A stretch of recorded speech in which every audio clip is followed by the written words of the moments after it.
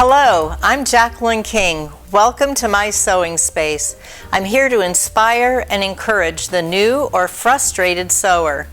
I'm a self-taught seamstress for the most part, and along the way I've learned some tips and tricks that have helped me, things that you might not learn by using a commercial pattern.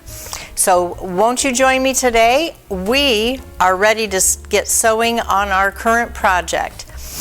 If you were with us in episode 1, we talked about a certain pattern to use.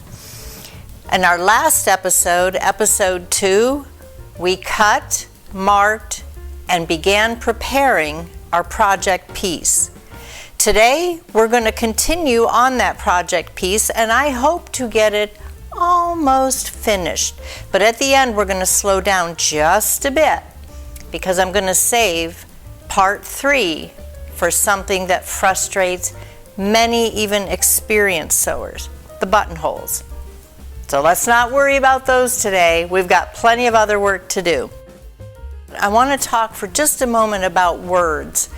Words are really important in communication.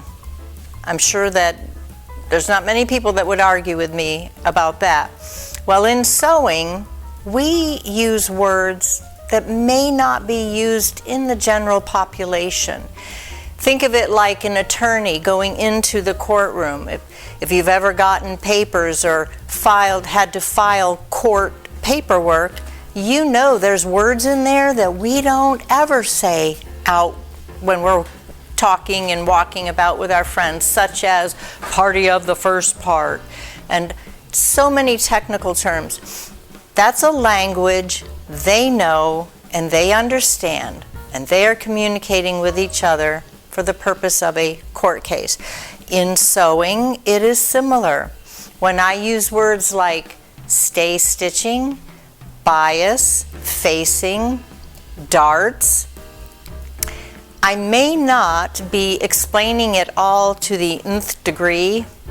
So what I want you to do is a little homework. When you're done watching my videos, in fact, while you watch my videos, it might even be a good idea to have a little spiral notebook and a pencil or pen handy. And then if you hear a word or a term that you're not familiar with, when you're done watching the video, go to your search engine and look it up.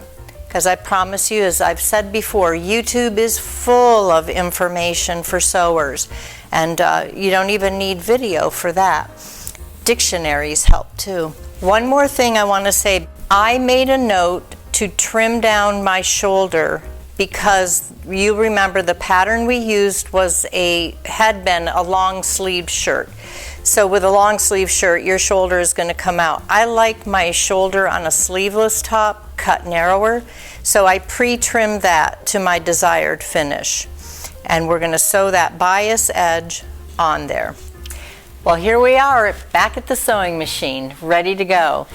I want you to notice I did add something new this week. I had talked about it before, but I wanted to explain. If you have trouble sewing straight, using painter's tape, green or blue, is a great way to get an accurate straight seam.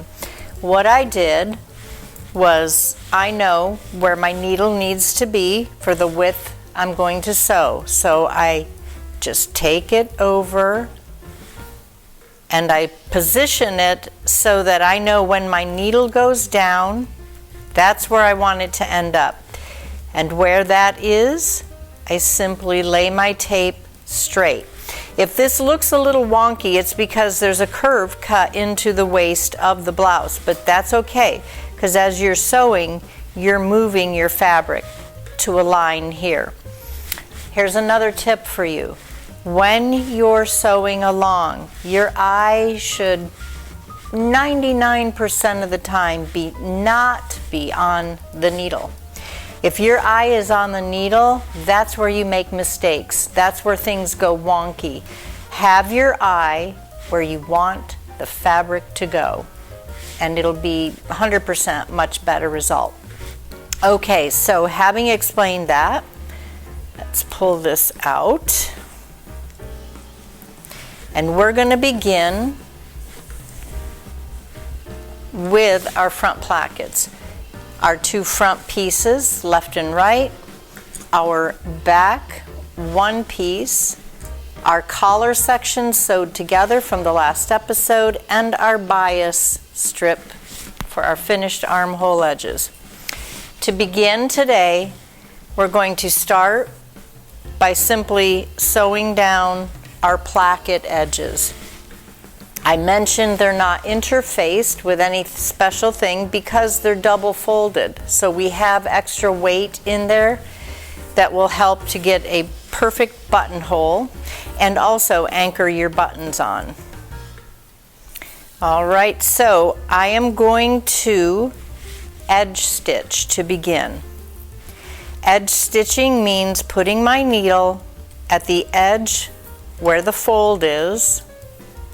I'm using a regular construction length, which is a nice, if you have a modern machine, it's somewhere between 2 and 3. You don't want a big, long, wonky stitch on this. Taking my threads in hand to begin. Just put the pedal down and go as fast or slow as you want to. One thing that's nice about modern machines is they often come with a switch that you can just automatically slow down.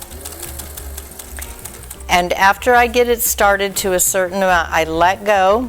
Left hand, because I'm right-handed, left hand goes behind, right hand in the front. I'm putting even tension on the fabric and allowing the machine to pull it through, like so.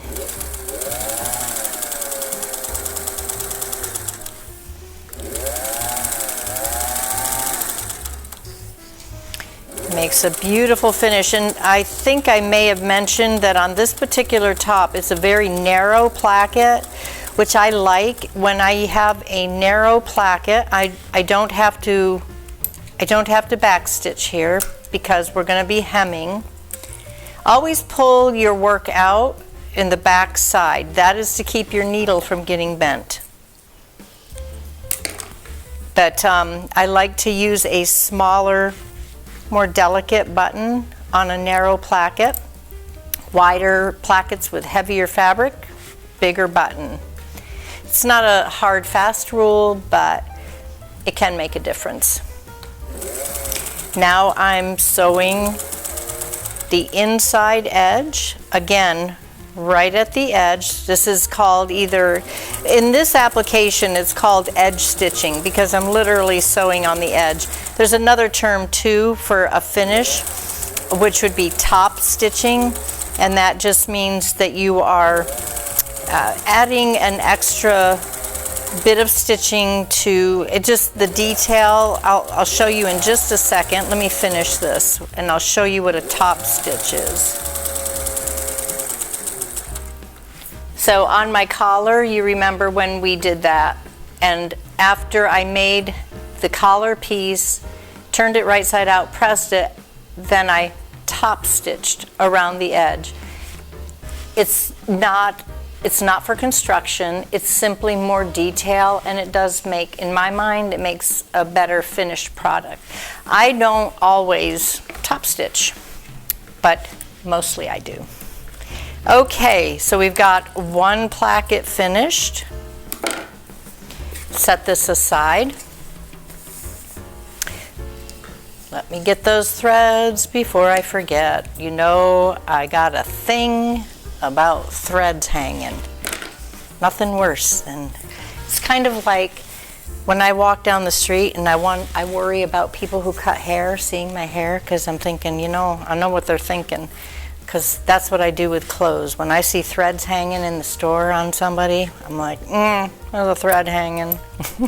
So, clip those threads, neatness counts. That's what my second grade teacher told me. Good old Mrs. Cannon, trying to teach us how to write in cursive. Neatness counts. Yes, it does. Thank you, Mrs. Cannon. And I still remember that when I'm sewing today. Okay, we're just rinse and repeat. Opposite side, do the same thing.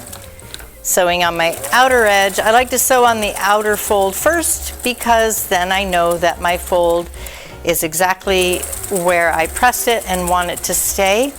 If you start on the inner edge, it could move on you. So this anchors it in place. And then we go back and do our inside again. You know why I'm holding these threads, right? What happens to those threads when you start and you don't grab them? That's right, it's called a booger. You get boogered up knots, and that is not pretty.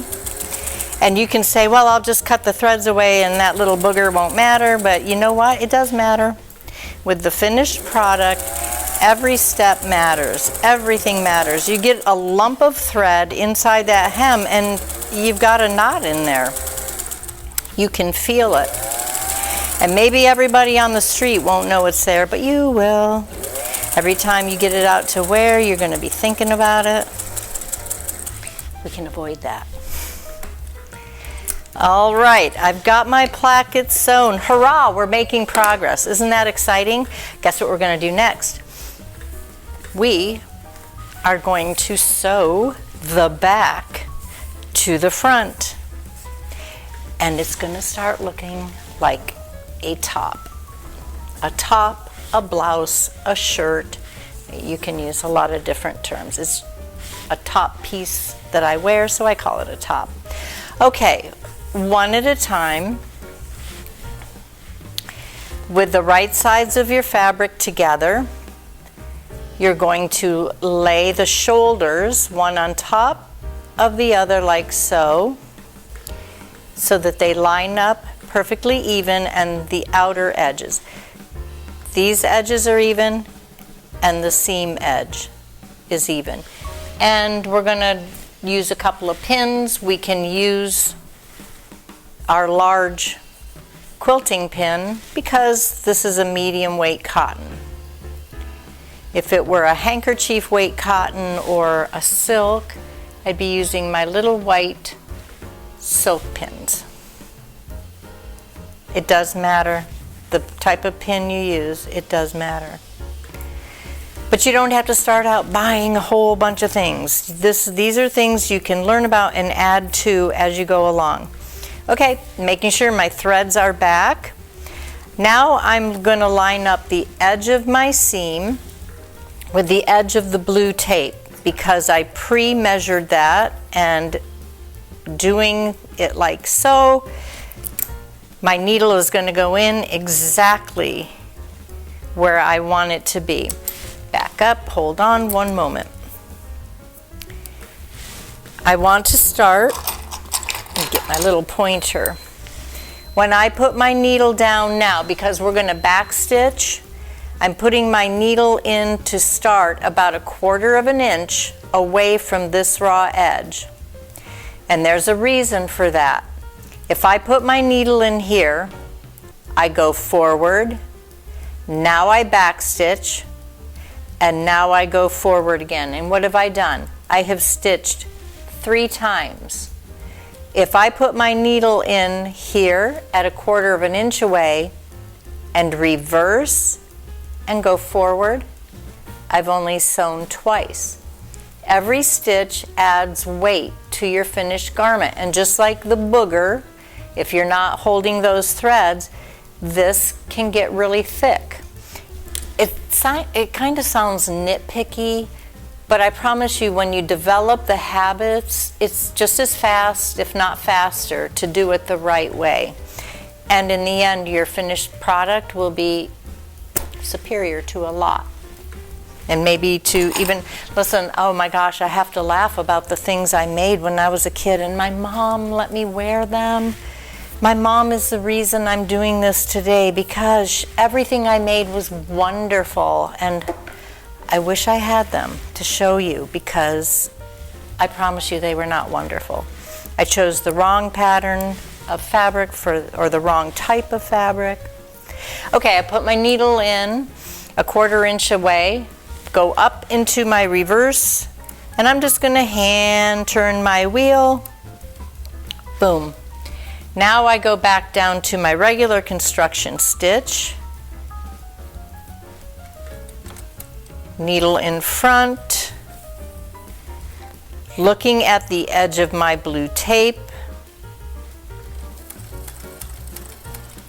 Now, if you weren't here watching me, I wouldn't have even pinned it, because I can do that now. I'm pinning for you. Don't be afraid to use as many pins as you want to. In the beginning, you're going to be slower. You're going to have to take extra steps.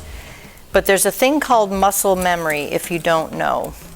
Now when I get to this edge, reverse, 1, 2, no more than that. And I use the hand wheel because it's more controlled, because if you just put your foot on the pedal in reverse, you can go back 6 stitches, 10 stitches, and again, that's when things start to go crooked and it matters. Clip off my threads. And now you see why we took the time to press and sew over that raw edge, because we're going to press our seam allowance open.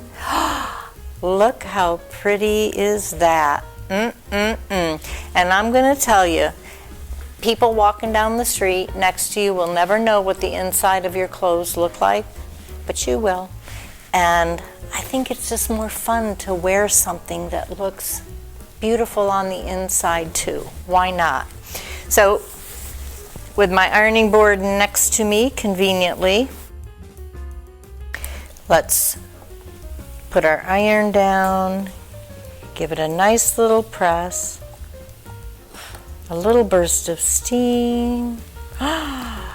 Ooh, now that really excites me. Now we flip it over. Now listen, don't get so excited and going so fast that you put your front pieces on the wrong sides. Make sure you've got armhole and armhole laying on top of each other with right sides together. Here we go. Line up the outer edge and the inside edge, the raw edge. Take a pin and another pin. And it's okay if this isn't perfect here. You can trim away 1/8 of an inch or 1/16 of an inch. Don't freak out about things like that. Sometimes when we cut, we're not exactly 100% accurate, which is a nice thing about what we're doing. When you sew, you can kind of correct those small things as you go. Needle down 1/4 inch away from my raw edge, and don't drop that presser foot. She might be stout and sturdy, but she's a delicate girl too. You can break things like that. So we gently lift and gently lower. Reverse, 1, 2, I guess 3. I went a little further in. And now our construction stitch, keeping my eye on the edge of the tape.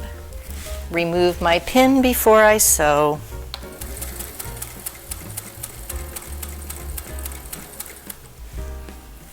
And you're guaranteed a beautiful straight. Now, here's what happens after you've been sewing for 100 years. You develop an eye. And sometimes you've heard it referred to as an artist's eye, a special eye. A carpenter has a carpenter's eye. And that usually means that you can gauge distances, measurements very accurately without the help of any tools, measuring tape or tape such as this. I can sit down and put my needle in, and if I took a ruler and laid it down, it would be 5/8 of an inch, or it would be a 1/2 inch, because my eye knows where a 1/2 an inch or 5/8 of an inch is. That develops over time. So that's another way that our sewing speeds up as we go along. People ask me how I can do things so quickly, and my answer is simple. After you've done it 100 times, it gets easy. So just make 100 tops, and 101 will be the fastest you've ever done. But it's really true. It sounds silly, but it's really true. Well, guess what we have here? We have the beginnings of something that is looking like a shirt now, isn't it? Shoulders are sewn together, seam allowances are pressed, pressing as you go. Stitch, press, stitch, press. It makes a difference for your finished product. Okay, so our front plackets are sewn, our shoulders are together. Now we're going to look at darts. I have pre-sewn the front darts. It's a little bit hard to see, but I've got a little diagram. I drew something out to help you visualize. And just to save time, I pre-sewed those, but we're going to do the back together. So here is my visual when it comes to darts. Okay, so the darts that we're working on today are vertical darts. Vertical darts are for shaping your garment side to side. I drew this, although we won't be using it today. This is a horizontal dart, usually used in a bust area, and that is for shaping the fabric from top to bottom. We're taking in extra fabric to create curve and shape. What we're going to be sewing today is our 2 vertical back darts. Now, I drew it like this to show you. The solid line is a line I draw in the center of the dart that I'm going to fold on. The broken line is where we're going to stitch. And I'm going to show you darts are something that you want to be a little more particular about, because a great dart leaves a great finish, and a sloppo dart is a mess. So I'll show you one of my favorite tips, a couple of my favorite tips for sewing accurate darts, and they lead to a perfect finish and a gorgeous tailored garment. Okay, so horizontal darts, mostly used in the bust area to take up fabric top to bottom. Vertical darts tend to be much longer. They can be any length, but tend to be longer, and they will take up extra fabric side to side. And the great thing about them is, if you want to be, if you're a little bit insecure about will your garment finish correctly, start by allowing, when you cut, extra fabric in your dart, because you just make your dart wider and you'll take up that slack. It's a great way to adjust. All right, so I'll just leave that there. Are you ready? With that visual in mind, I'm going to pick up my back piece, lay those out of the way. You always want to keep your excess fabric on top of the machine. If it slides off, it has weight and it will fight you, and it can make a difference in accuracy. So keeping all that extra up here, I have my fold that I am picking up here, folding. Now this, I do pin my darts because I want accuracy. So however distance you want, whatever distance you want between them, just go along like so. That's why it's nice to use a marker that will disappear at the ironing board, a heat sensitive marker, because once we have these sewn and we press them, the markings will disappear. I put that last pin in right at the top finish. Go over here now and do the same, picking it up on the fold line. You can see my stitches. I hope you can see, but that's why I did the drawing if you aren't seeing it on the actual top. Sometimes the camera doesn't quite pick up.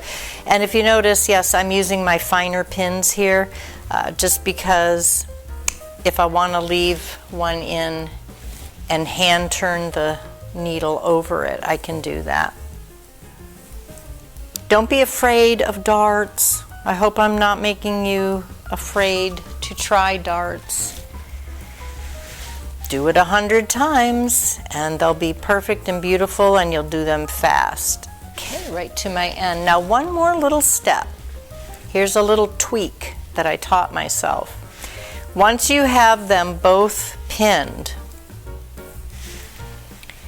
starting at the bottom, lay them next to each other and make sure they're gonna end in the same place. Wow, I did pretty good. That's about perfect. But if you have one a little above or one a little below, pick whichever one you want and just make sure that they end in the same place, because it can show on your garment. I actually had a seamstress tell me that one time. I had on my pretty blouse that I was very proud of, and she said, your darts, one dart is longer than the other. Okay, fail. All right, forget your blue tape. Keep it there, but ignore it. You're going to pay attention now to your stitch mark on the outside. And I start at the fat end, and you will see why in 1 second. Start at the wide end because it's easiest to be accurate in your starting point there. 1/4 of an inch in from the edge, needle in, presser foot down, hold my threads. Guess we better go in reverse, right? And back up. One more. Construction length stitch and begin. There, pull my pin out. Now that I've got it started, get all your fabric up, get it in front of you, and I usually come out here. My eye is on my red stitch line that I marked. At this point, I can pull that out of the way and just my needle is going in.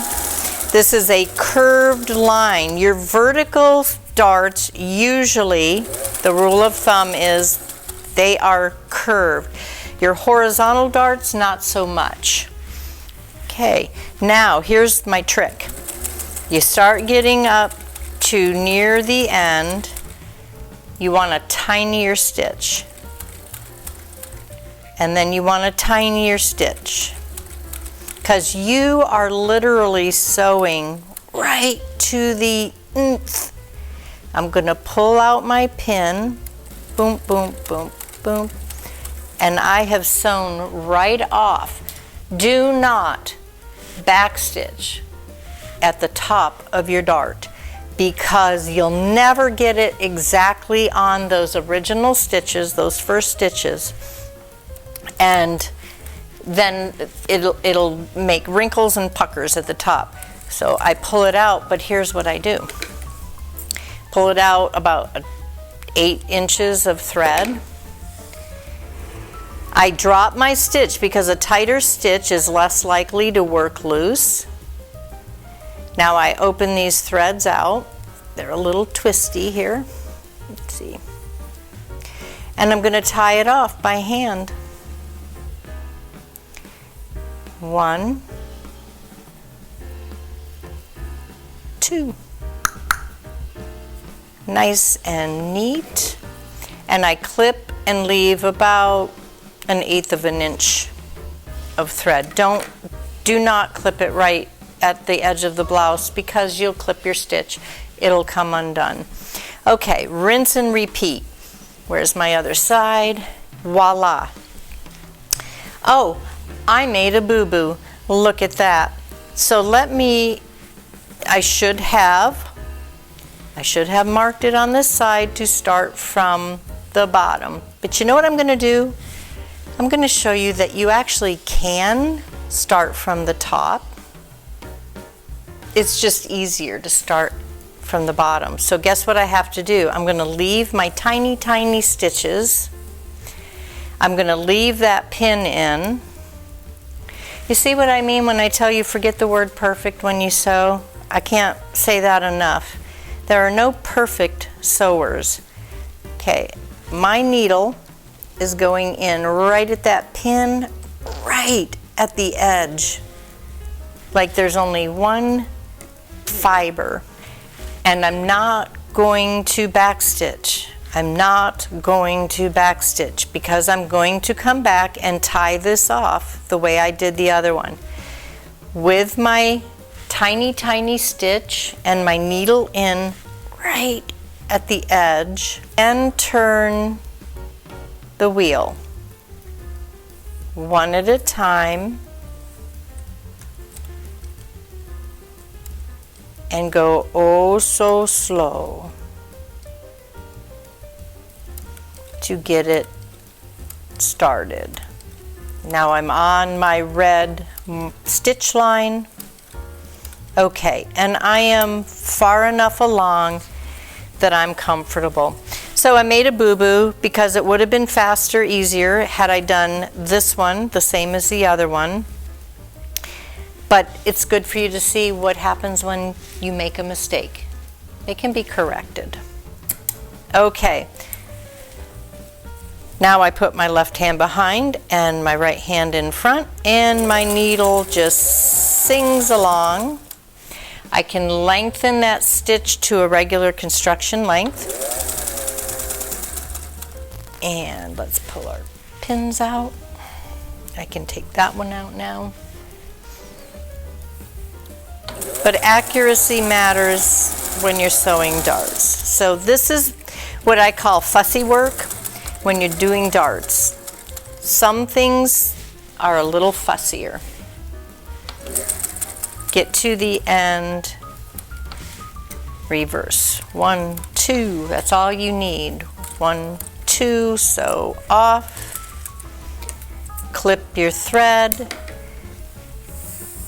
come back up and tie off the top of your dart. And you have a perfect dart too. But you can see, maybe it's good that I made that boo-boo because now you can see the difference.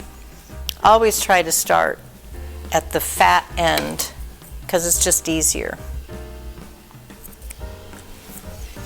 Okay, now we're going to go, I'll flip it over on the ironing board. The rule of thumb is press your darts to the center. So whichever way, you know, if you make a mistake and you press them out, okay, but just do whatever you do one, do the other the same. So press out. I was taught press them toward the center. So I lay the piece on the ironing board, nice and flat, and slightly pull away. And now just lay that dart over on its side. And I slightly lift so that when I move my iron up, ooh, you cannot even see that. Not a wrinkle, not a bumple. And in a busy print like this, it's virtually invisible, but you'll know it's there when you put your garment on and the fit is perfect. So rinse and repeat with the other dart.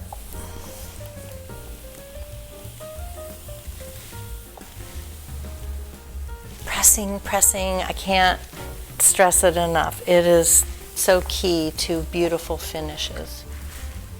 And I don't know why, I don't remember my home ec teacher telling me that. All right, so now we have our front darts sewn and pressed, our back darts sewn and pressed, starting to look more like something, isn't it? With that finished, we're going to move to something, we're going to slow down. We're going to put our collar on. Now, this is something that took me a long time to get the courage to try, putting a regular collar on a button-down shirt. It was years of sewing before I tried this, mostly because I was doing it by just reading directions and I didn't have anyone to help me with tips. So, tip number 1, when you have an interfaced collar going on, you will attach the interfaced side of the collar to the collar edge on the top. And the reason is, this is what helps your collar stand up properly. If you sew it on here, you've not really done what this is going to be ineffective. You virtually might not have even bothered doing that. It's the interfacing sewn to the edge that makes it stand. So, step number 1,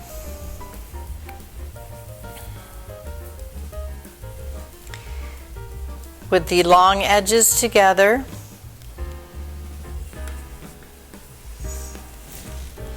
put a pin in your center. You're going to pin the piece on your garment from the center out, like so. That will give you the most accurate pinning. Now, I do line it up placket to placket, but I'm also checking shoulder seam to shoulder seam, like so. They should line up as this should line up. And with those lined up, I have the center of the back of my shirt. Now we can pin our collar piece center mark to center mark. With the right side of the garment facing up, turn this so your raw edges will be together, interfaced piece to the top, and just lay those so those center marks are lined up together. Pull out one of those pins, put it in, edges of the fabric lined up, pull out your other pin and put it in, and voila, we now know where we're going to go from here. Now this is the tricky part. How do we know that our edge of our garment is going to line up perfectly with the edge of our collar band? Well, because we're going to leave the center behind. To make it easier, I'm going to take a pin and I'm going to put it in this fold. This is where our seam allowance for the band, when we created it, you see, this is where our seam allowance for the inside of the band. Put a pin there because that is where the finished edge of your shirt is going to stop, like so. Take that pin and put it in. I'm a poet. So with our collar pinned to the right side, centers matched, the next thing we do is find the finished edge of our placket, and what I'm doing here is putting a pin into the finish. I'll show you. This is where the seam allowance folds for the finished edge of the collar band. So the reason I put a pin there is pinning the centers, and I'm lining up the finished edge of the placket with the finished edge of the band. But now I open that completely out. It's a little hard to see. And you see the edge of my placket at this pin, and I'm going to pin it right there. Now I'm going to give a little gentle tug. There's going to be a little stretching necessary. So stretching, putting a little tension on it, getting our, and this I will say, if I don't use a lot of pins and anything else, I put a lot of pins in a collar band, because you want to make sure you're not going to get anything bunched up, folded over, wrinkled. There's two curves you're trying to bring together there. I will put a pin in either side, both sides of my seam allowance, the shoulder seam allowance, like so. And now I see that that works out perfectly to my center. It may be slightly difficult to follow what I'm doing exactly, but if you have a commercial pattern that has a collar on it, you get those directions out and see what they say. Now this is a tip that I worked out. Your commercial pattern will never tell you this. It's just how I've learned to have a neat finish. I find the fold of my finished collar band and lay the finished edge of the placket there. Then open out that inner seam allowance on the collar band. You're just going to have to make a couple of them and you'll see what I'm saying. Do be courageous in your sewing. Honestly, the fear is what stops most people. The intimidation. For instance, when we get to buttonholes, I put snaps on things for years. As an adult, as a young mom with a child, I was sewing for years before I ever dared do buttonholes. So that's why I'm here, to help you start that today. You don't have to be afraid. Listen, it's only fabric, right? If you make a mistake, you learn from the mistake, and you go on to better things the next time. Lots of pins, lots of pins. Look at all those pins, and what does that tell you? We're going to take our time and sew.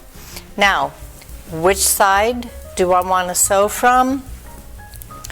I want my needle to go in on the collar band side.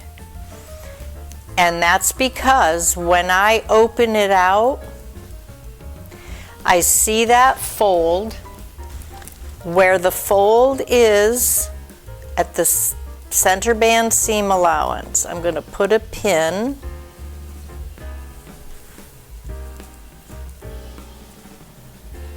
Let me work that out just a little bit more. It's fussy work, fussy work. Definitely collar bands are fussy work, but take your time. Patience, patience. If you think you don't have patience, let me tell you, it is a virtue that we all possess, but we choose whether or not we want to use it. And that is the truth. And if people say, like I used to, I have no patience for that. Well, I'm going to tell you, there's a Bible verse that says, God tells his people to put on patience. And you'd never tell somebody to put a coat on that they didn't have, right? And that is an exact verse in the Bible. Put on then, as God's chosen ones, holy and beloved, compassionate hearts, kindness, humility, meekness, and patience. Put on patience. That is a virtue that Christians are to possess and exercise. So if God is saying put it on, it's because you have it. You just need to choose to exercise it. And the more you exercise it, it's like sewing. After the first 100 times, it gets easy, and before you know it, patience just comes naturally. It's one of the things I do value about sewing. It has forced me to become patient. So I am putting my needle in where I showed you at the fold of that seam allowance. And now I'm going to hand turn my wheel. 1, 2.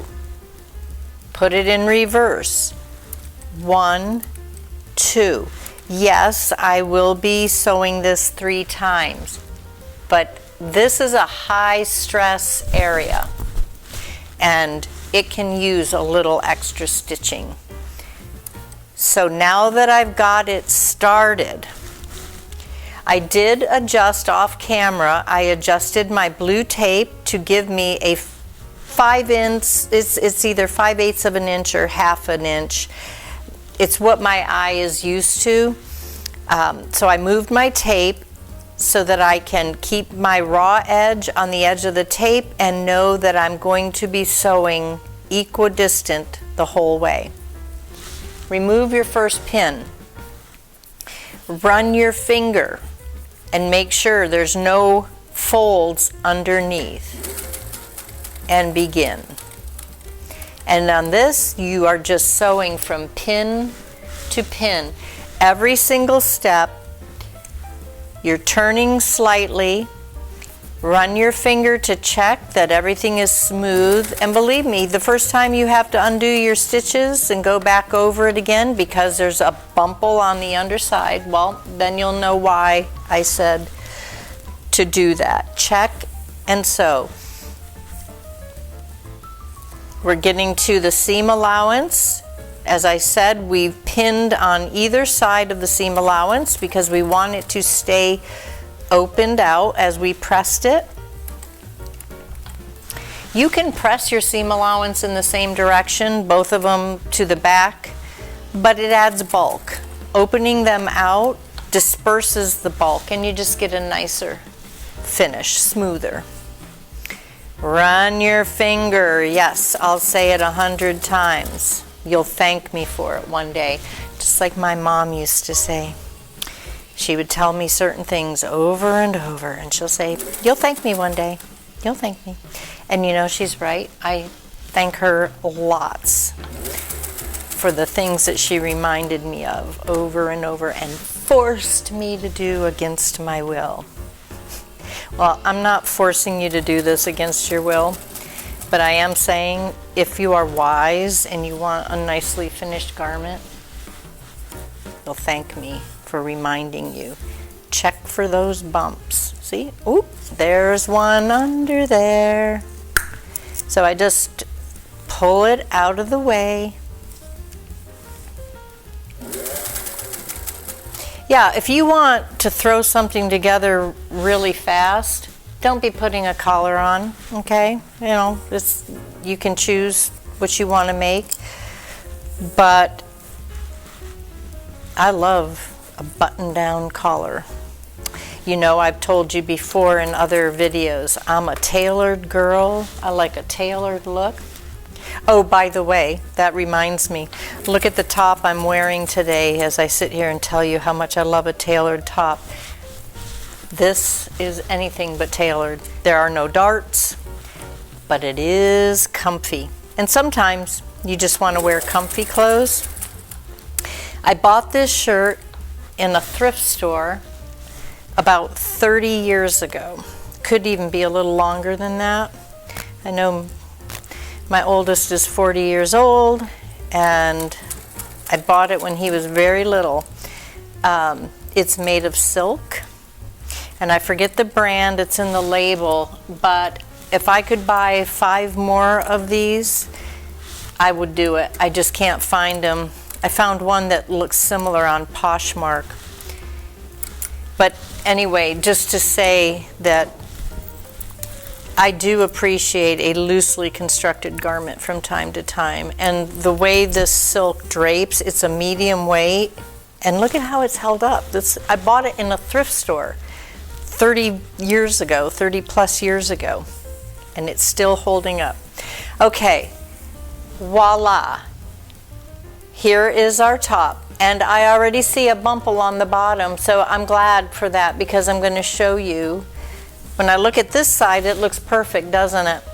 But when I turn it over, guess what happened? In that curve, the fabric folded over, and there's no way that you're going to finish that garment with a pleat right there.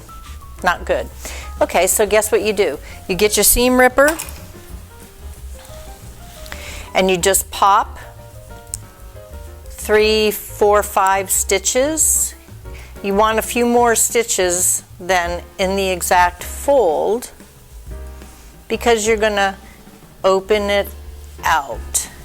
And you are stretching, putting tension on as you sew this in. It is a little bit more, I would call it not advanced, but intermediate sewing. So for sure, if you are sewing for the first time, don't pick a collar piece.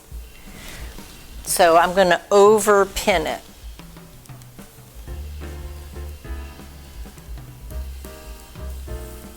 And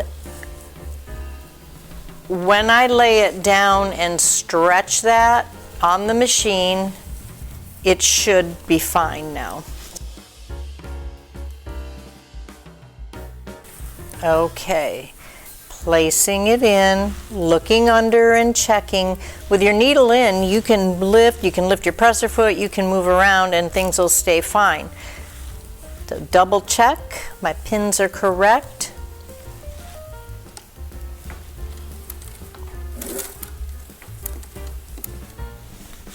Do pull your pins out as you go. I'm stretching, believe me, between my thumb and index finger, I am stretching this fabric, putting tension on it.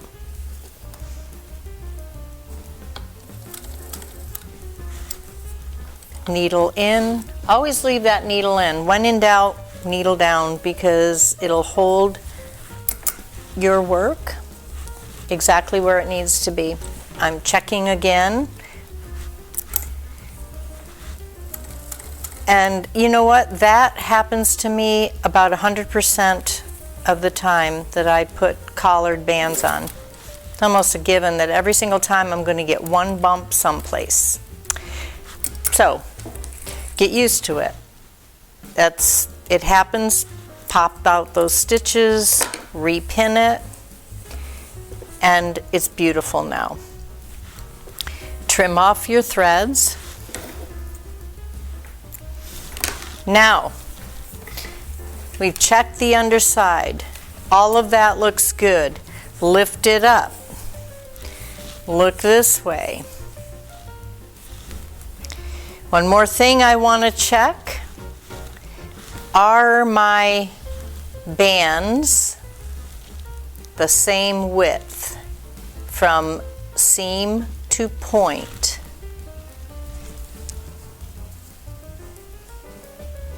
And I think this side is a little bit shorter. Put a pin, and this is easy to fix. So I'm going to bring that up just that much.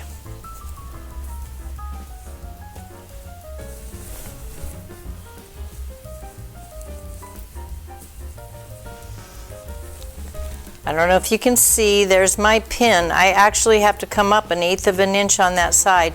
And why did I bother to do that extra step? Because when you put your shirt on and one band side is this thick and the other band side is this thick, it's again another one of those fussies, but you don't want to walk out of the house with an odd shaped collar.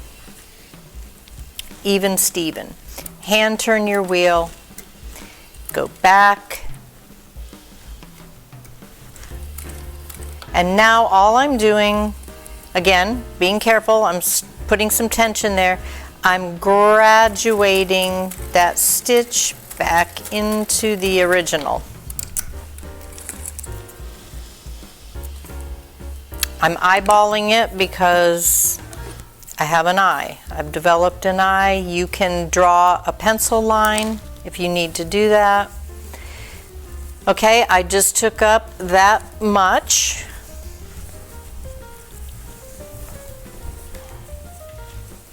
And now when I lay my two bands together, they're even. They finish the same.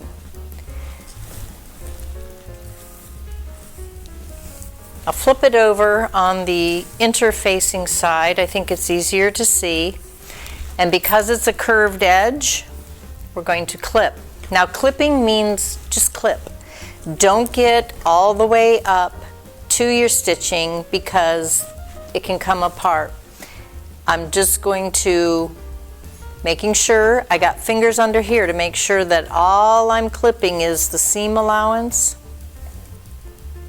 Clip, clip. See, I don't have to go all the way up. What I'm doing is making it possible to ease that curve. See, when we lay it down and press it, and then press it into place to finish it, we have ease. And that's what we need whenever we have curves.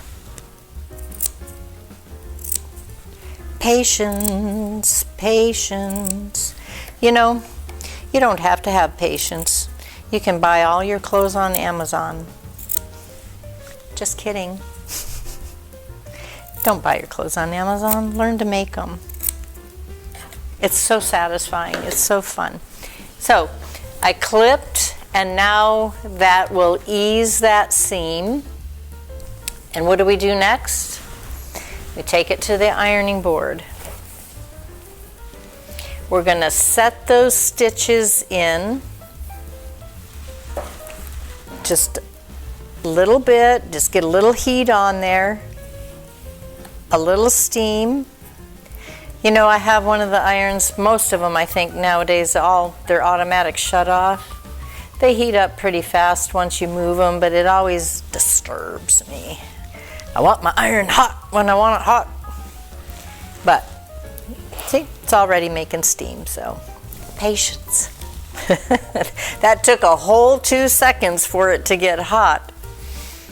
I think that's partly our instant technology that we have available to us. If we have to wait for anything more than 5 seconds, we're like, what's wrong with this thing? I had to wait 5 whole seconds. Okay, so I pressed it, and now I'm going to lay it on the ironing board like so, giving a gentle pull to make sure that the seam is flat. I'm going to take the nose of my iron.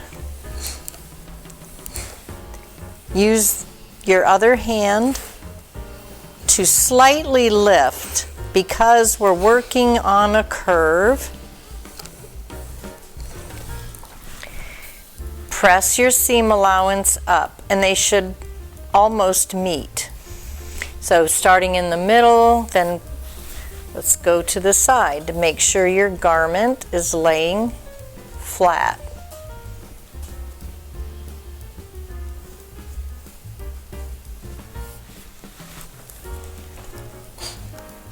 Press your nose, not your nose, the nose of your iron,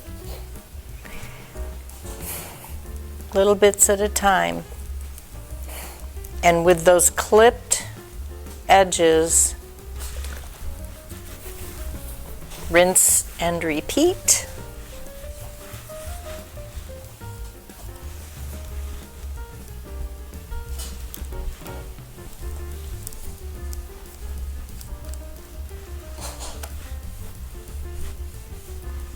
Lift slightly to get it nice and flat.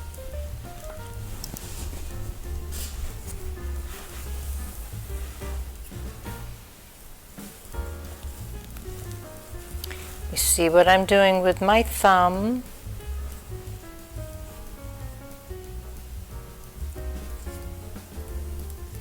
We should have nice finished points when you're done. Give a little steam there. You can let it set for a couple of seconds to set it. That's nice. And we go over here and do the same. Beautiful point.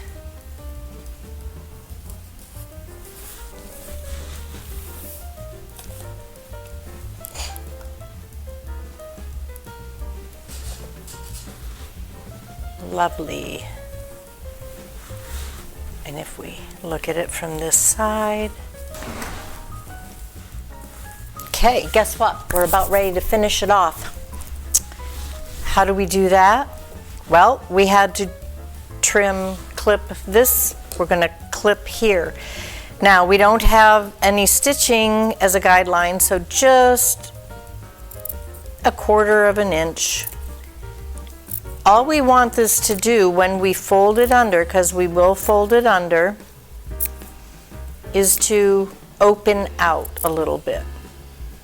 And this way we don't get any puckers and pulls. I promise you, the first time you put one of these in successfully, you are going to want to go up to your rooftop and shout it out to everybody, because it's an accomplishment. Okay, now I'm laying it down and turning it under. I start in the center, if you notice, and I look to where my stitches are for my seam.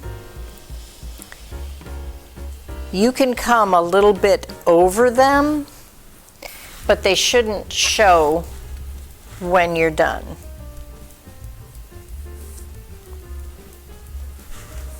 Start in the center. Always start in the center and work out when you have curves.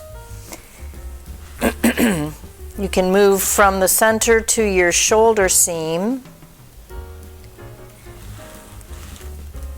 And I estimate, and then I find that stitch line and pin, and go back between these two.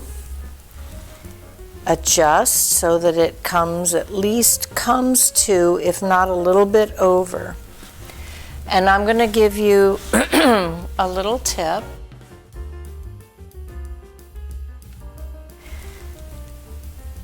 You could sit down at the sewing machine and stitch that down, but it's got to be just right, and I do an extra step.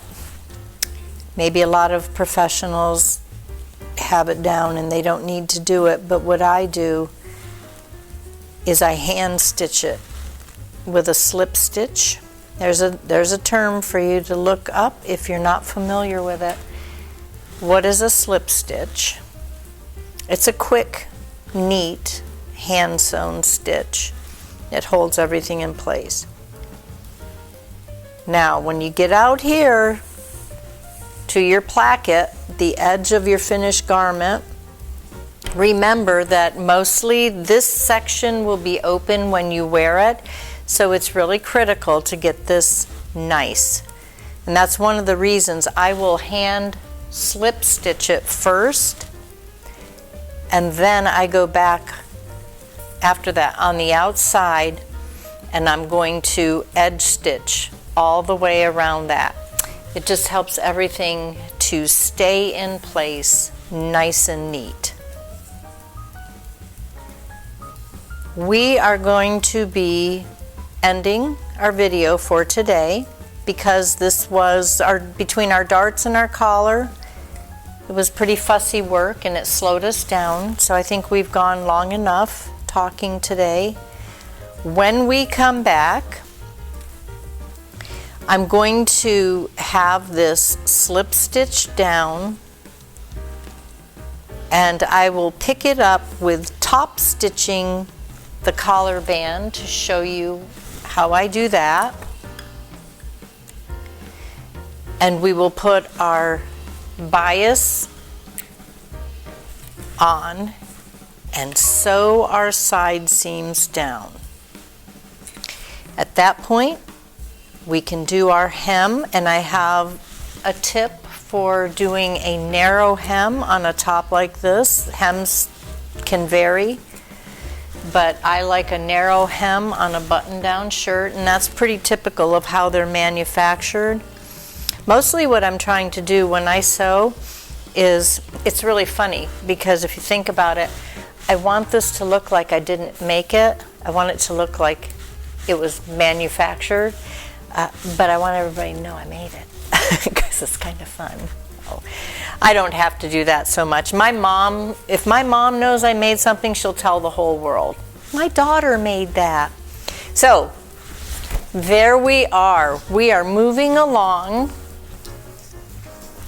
And I think I told you this in the last episode. If I were sitting down, not on camera, to make this top, I'd have it done in 2 hours, maybe 2.5. But taking it slowly, step by step, to make sure that you understand the process, you at least see the process. It does not take that long to make a top like this. After you've made a few, you get you get muscle memory. Your fingers automatically know how to hold and move things, and it becomes as natural as breathing in and breathing out, just like patience. So put on patience and get ready. Look up some of these terms I've used, slip stitch, dart, and see what you can find on your own on the internet. And we'll be back next time to put her all together. Have a blessed day.